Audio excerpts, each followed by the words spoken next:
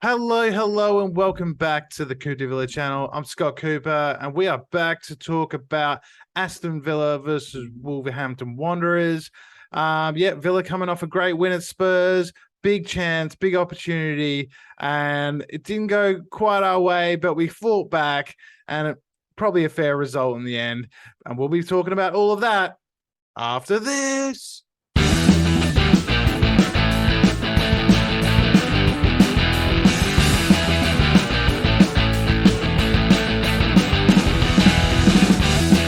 Okay, yep. So we were back at Villa Park after that great result down in London against Spurs. And, as we spoke about in the last episode, we were going into a really, really interesting period for Villa with many games, many opportunities to pick up points. And against the bottom team, Wolves, it is a local derby, maybe a bit more, on their side than our side. But hey, I was expecting big things. We all predicted a win. It didn't work out that way, and that first half, Noel, was pretty poor. But in the end, in the second half, Emery made the changes, and we got back into the game and could have won it right at the end with Leon Bailey.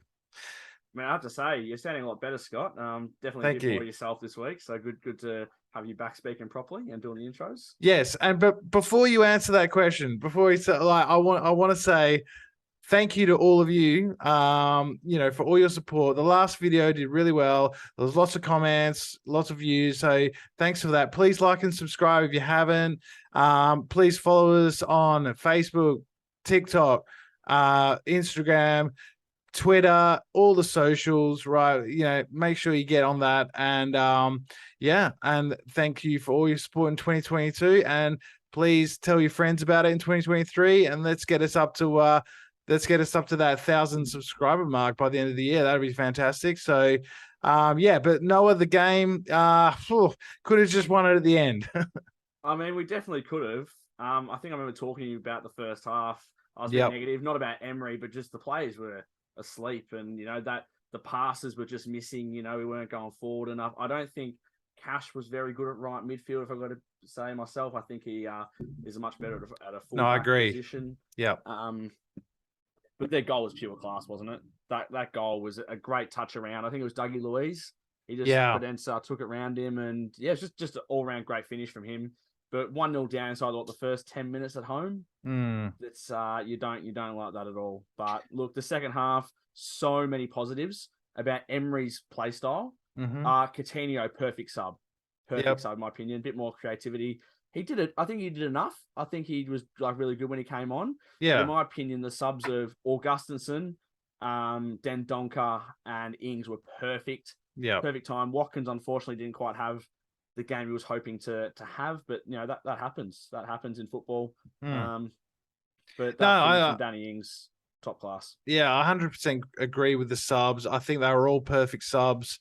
At the time, I think Coutinho coming on at halftime, it just changes the mood. It gives everyone a bit of a lift. It makes us think, all right, and like we've complained about previous managers. I don't want to mention his name again, but we all know who we're talking about. Never really went to the bench, never really looked to be proactive in these situations where the game was slipping away.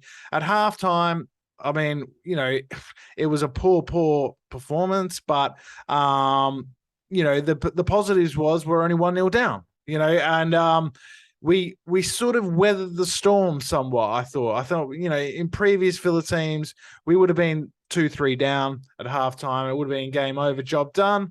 But, that's why I think this is actually quite a big point for us. And that second half performance gave me a lot of belief going into the rest of the season, knowing that Emery in these close games, can get us a point or can get us 3 points out of nothing. And, I think, he was the star of the show, Emery. The subs that did come in, Danny Ings was fantastic. His finish was great, and he could have and probably should have had an assist for the winning goal right at the end with a beautiful ball to Bailey. Unfortunately, just Bailey, his right foot probably isn't his best, but yeah, he probably should have still finished that. And I did feel sorry for him, seeing him in tears, lying on the ground, and some people think that these guys are millionaires that don't care about the club. Well, that proves that they do, and that we're all in this together. And yeah, it was disappointing that he missed, but it's good to see a bit of emotion. And yeah, I felt sorry for him. I mean, that's something I was actually going to touch on, because in my opinion, there are so many Villa fans that are just keyboard warriors on Twitter. Yep. And the abuse after the game Leon Bailey was copying, just honestly not on. It's so poor because he cares so much about the club. How many times have we had strikers that we just thought they don't want to play? Ross McCormack, for example. But Leon Bailey to be in tears, like, in my opinion, the game, losing, dropping 2 points, fingers crossed, won't cost us anything, right? I don't think it's not going to hopefully cost us relegation. It's not in the last day of the season. No. But to go on there and abuse someone for missing a goal, like, the bloke was so upset, and I get it that we all wanted to win the game. I was gutted that he missed, but I'm not going to go on there and abuse someone on social media because I feel like it. I'm around the world. He's not going to do anything to me. He put a really nice post up after the game saying how sorry he is and he takes the blame for it. That takes pure class, in my opinion. Like, to see someone in a he didn't have to do that. No, he didn't. No. But it's January in the Premier League, and to have that much emotion towards your club, I think that's a great thing. I think Emery said it's actually a good thing how much it meant to him. He's going to miss, like, how much he regrets missing that goal, because he's going to come back, and I reckon he'll be firing against Leeds in the Premier League. Because he'll want to make up for it. And when Leon Bailey's on, he's on. That's it. I mean, I don't think he had a good game overall. Even before that moment. But he huffed and puffed, and he kept trying. Like, it wasn't disastrous. He didn't down tools. He obviously, he's a guy who's got a trick in him, and some days those tricks are going to come off, and he's going to look brilliant. Some days, he's going to be frustrating. He's that kind of player. Buendia as well, I think, had a similar game. He was trying little things and they weren't coming off. And, at times you're like, oh, but, then occasionally, like, they do come off, and, that's when you create chances, and that's when you score goals. So exactly that. And like, the pieces of brilliance that Bailey, Buendia can provide gets the crowd going. For example, if he goes on one of those electric runs down the wing, nutmeg someone and gets into the box, the crowd's up. He gets the crowd up. But those two players weren't the only ones that had especially poor first half. No. I mean, Matty Cash, Luca Digne had a very poor game, one of his worst games, I would say, in a Villa shirt. And it's a big call to drag him as well. Oh, yeah, 100%.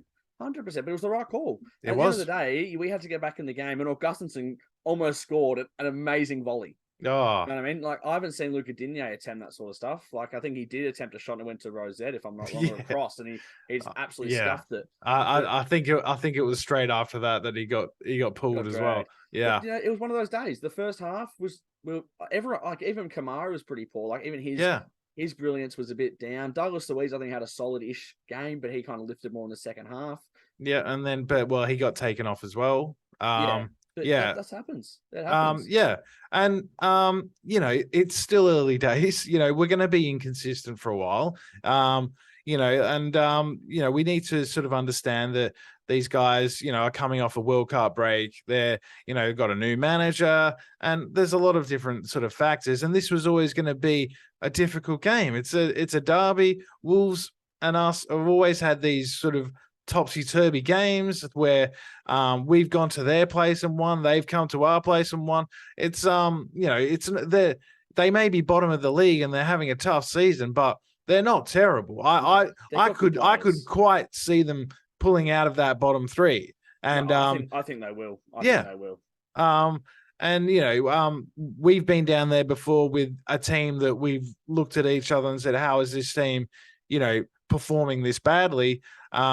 So it can happen. And I mean, I actually was like, at halftime, I felt positive in some way that it was only one, because that in itself shows a bit of toughness. I think Mings and Konza, played quite well. I think Emi Martinez especially made a couple of great saves. There was one in the first half where he came out and smothered the shot. that was huge. And then there was one in the second half. I think there was Traore. Yeah, the Traore one. There was a great save as well, where we were a bit stretched at the back because we were going forward looking for the winning goal. So yeah, I was. How many times, Scott? Though, sorry for cutting you off. No, has Villa conceded a goal early, and then you just know there's going to be 3 or 4 coming. Like the amount of times we can't stop the bleeding, and that's something that Villa are now doing really well, especially under Emery. Like under Gerrard, for example, we could not stop the bleeding in some games, like that Newcastle game. I know that was under Michael Beale, wasn't it? But like the Fulham game, like we can't stop the bleeding, and I think that's something we did. Like we kind of took the momentum out of the game after they scored. Yeah, it wasn't pretty, and we weren't that great in the first half, but to nullify them enough that we could then springboard in the second half gave us a platform. That's something I'm looking forward to seeing in the future. Yeah, it was Aaron Danks.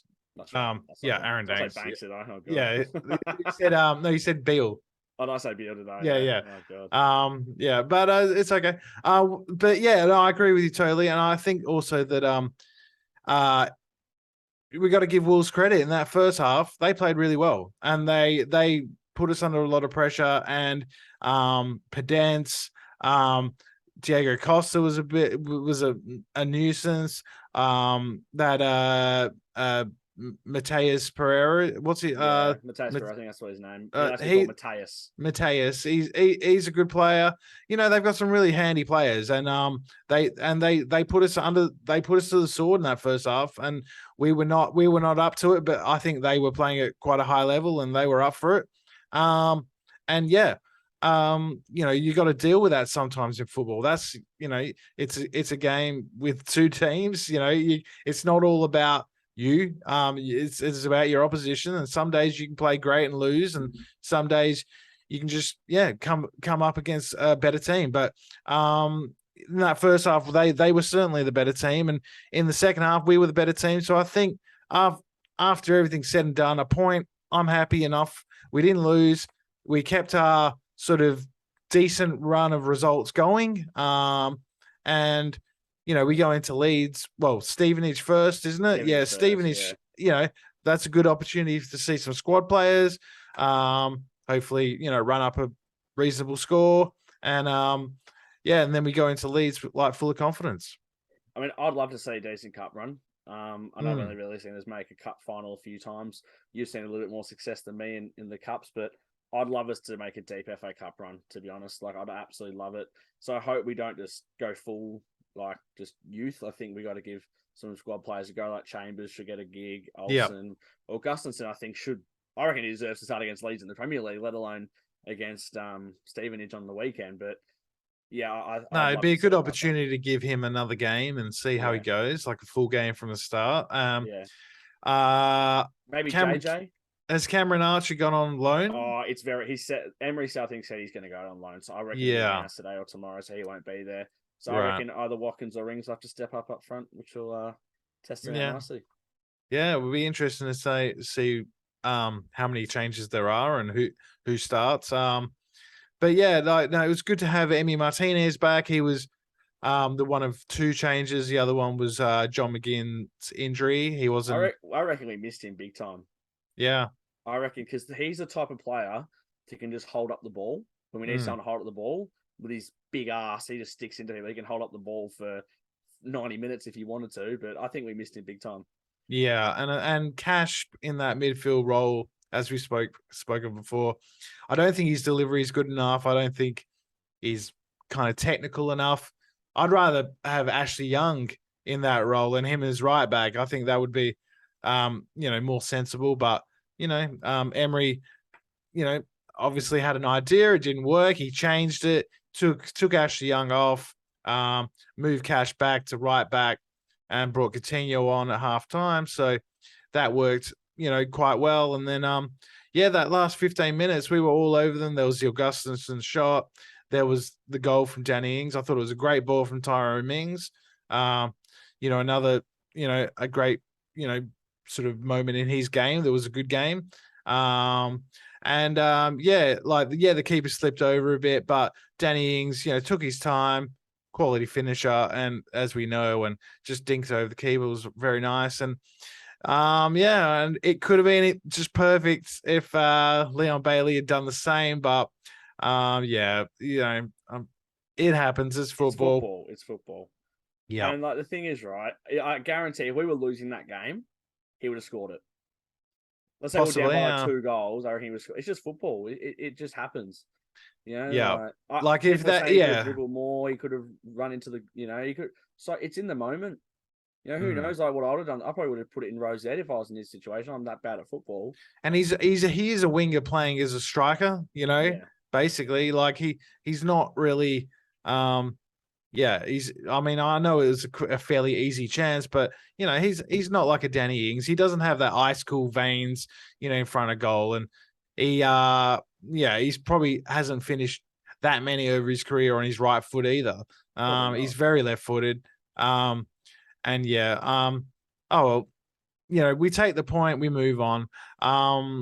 Yeah, I thought the atmosphere was pretty good. It was, good in before the match. Obviously, when we were struggling in the first half, goes a little bit The boos quiet. at halftime were pretty bad. I think I didn't like Yeah. that. I didn't like hearing The, that. I know they're frustrated, yeah. but I think the boos were a little bit unnecessary. But No, I agree. Unnecessary, but it wasn't a good performance, and no, as a footballer, you come expecting. I don't think it was like a boo from the whole crowd. A small section of fans can make themselves feel pretty loud, in those sort of moments. But no, I get that. I get yeah, that. but once we started playing in the second half, even before we scored, you could just hear the whole 10 and the aggression and the That's what sort they do. of That's what the whole 10 does, Scott. It sucks mm, the ball into the back of the net. and they did quite literally. And yeah, the scenes were great. Like people were, going mental, and it's good to see. It's really good to see. And yeah, there's nothing like Villa Park under the lights. Magnificent, magnificent stuff. Such a nice ground. Under It the is. lights makes it just. I don't know what it is about Villa Park under the lights, but it's rocking that place. Yeah, I think it's since we got back into the Premier League and we had that first win on the under the Against lights Everton. against Everton, yeah, Yeah. with Wesley who scored. He scored a winner, I think. He scored the winner, yeah, and Who's he as? Is it Levante? Levante, yeah, Yeah, and yeah. it was good to see some of like the ex teammates like Grealish on his Instagram saying "Well done, mate" and all that sort of stuff. So good work from Wesley. Is he still officially our player? He's just on Yeah, loan out there. And to be yeah. fair, I know I don't think it will happen, but he's a striker that I think would be so good under Emery and next to a quick forward like Leon Bailey. Mm. Like, I think he'd be such a good finisher, like for that. But anyway, Look, who I knows? think he probably needs some time on loan at a sort of That's a what he's had the last couple of yeah, years. and if he starts banging them in, then possibly. But yeah, I think at this present moment, he's probably not what we need. But Nah, probably not. There's a yeah. few players I think are gonna go, and if not January, but at the end of next season, like Gilbert. I think Mm-hmm. Sanson wants to force the move now, which is expected. Yeah. I thought he'd be a player that might have done a good job today if he'd started in Mm. that John McGinn kind of role, but I'm not a football manager that's Yeah. any good. So I mean, like if I was Sanson or Dendonka or someone like that, and I was seeing Matty Cash start in midfield ahead of me, I'd be thinking, what's going on here? But look, I'm not going to criticize Emery. neither am I. Neither am I. He's the guy, he's the gun, and he's doing everything that and more that we expected. So, this game to me, I look at it as a glass half full point. Even though we're at home, the fact that we came back from 1-0 down and it was the manager who sort of sparked the resurgence and the change in momentum. That's something I haven't seen for a while. I can't remember the last manager who did that sort of thing really. Nah. And yeah, so I think going forward that's that's kind of holds us in good stead. No, I completely agree. And you can see the players are locked in, can't you? Like they are 100% locked in and are happy, I guess, with what Emery is trying to put forward. I mean, just the change in attitude. I'm not sure. Again, I wasn't there when, Gerard behind the scenes at Bodymore, but Yeah. it kind of looks like they're more comfortable with the game plan. They actually know what's going on. They have a structure. They have ideas of what's going to happen. And even when you make subs, everyone on the field instantly knows what is going to happen when these subs come on. Like, yeah, they passed a few messages saying, like, I'm playing here, like, to whoever's still on there. But when all three of those subs came on, the whole team knew the structure of how they're going to play it, how they're Yeah. going to go about it, which is so incredible to see, because sometimes it can take time for subs to build into games. Definitely. But just the three subs that came on at once all made an immediate impact. That's it. And Coutinho as well, the earlier sub. So, 4 subs, 4 positive subs. That's not a anomaly. That's Emery. That's Emery, seeing what the game needs and looking at his bench and going, right, okay, Augustusson, this is your time. Come on. And he paid him back. So it's good to know that the guys on the bench as well are focused, and they're sort of waiting for their moment, and they want to make an impact, and then they want to play the next game. And I think that's one thing that we talked about at the start of the season, when Jared was in charge, that we finally had a deep squad, and I think Emery is going to use that deep squad maybe a bit better than his predecessor. I think so. I mean, I think when we got Diego Carlos back, I think in February, who do you drop? Because Mings and Conser are both saying, this is my spot. This is my shirt now. And it's going to be tough to dislodge him. Obviously, I think Mings might be the person who'll fall out, but I hope not, because he's back to that England squad kind of best Tyrone Mings in the last month and a bit. Well, month and a bit of games, like what? Man U, Brighton. Liverpool is a bit iffy, but, it was against Liverpool. But there's also been a bit of talk about Harry Maguire. Surely not, mate. Nah. I saw it, but nah. No, I just don't know. No. Look, I wouldn't hate it. I wouldn't hate it. Just because I think he's just in the wrong club. Does he start for us? I think he possibly could. I mean, I don't know if he's like an automatic choice, but look, for England he plays well. I know that, but if you're Diego Carlos, Mings, Constant, Chambers, right, and then you see a sign Harry Maguire, you're thinking, what the hell have I got to do to Yeah, I get Maguire's good for England, and I get he cops a lot of slack. It's mainly because of how much he cost Man U. Yeah, like he cost him a fortune. It's mainly because of the price tag on him. Same with like Grealish at Man City, they're not getting what they think they should get from him, but we all look. He's also made some pretty bad errors. Like he does sort of turn like a bus sometimes. There's he's not the perfect player, but I think that's a sideways transfer, Scott. I think if he was loved, if Emery really wanted him and found a spot for him, I wouldn't I wouldn't say no. But look, I understand he's not going to be a Baresi, right? He is Harry Maguire. He does have his faults, but look, I would rather Pau Torres.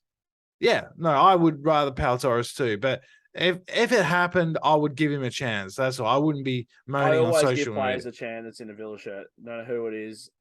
When we sign bloody Levi Kozak or Jordan Bowery, you give those guys a shot because they're playing for your club. That's what Absolutely. Well, let's wrap it up there, because it was a pretty straightforward game. I think we've covered it pretty well. Again, please like us, subscribe if you haven't. Hit that bell for notifications. We've got another pod coming up in a few days with Stevenage, and let's get into the predictions for that one. I guess we're both predicting wins, right? I'm not going to predict a loss against Stevenage, but again, you never know with the magic of the FA Cup, because there's always one lower league club that makes a charge.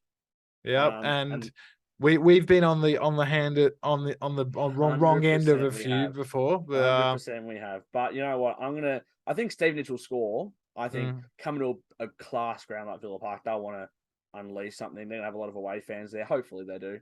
But Absolutely. I'm going to go a 3-1 Villa win. I think we'll score 3. I don't think it'll be much more than that. I don't know what the team's going to be, so I'm not going to try give scorers for that one. But I think Olsen might score a hat trick, maybe. I'll say 4-1. You know, it's 3-1, 4-1. I think just as long as like we can get some of these guys a good run out, you know, come out of it, go through, no injuries, and get ready for Leeds, which is the really important one on Friday night. But yeah, thanks again for watching. Let us know how you felt about the game against Wolves. What you thought about the changes? Who were your men of the match? Who do you think, you know, should there be any changes for Leeds? And let us know how you think we'll get on against Stevenage in the third round of the cup. So thanks again. Up the Villa, and we'll see you after Stevenage. Catch ya. See you, mate.